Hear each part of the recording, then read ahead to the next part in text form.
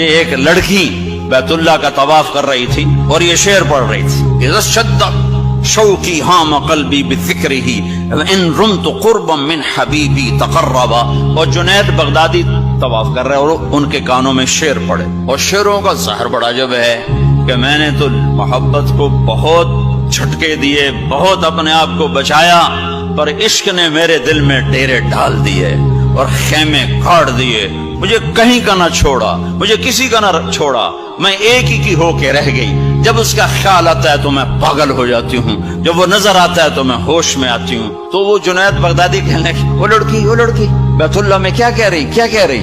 تو اس نے دیکھا اور ہنس پڑی، لولا التقى لم احجر عن طيب الوطن۔ کیا سمجھے ہو؟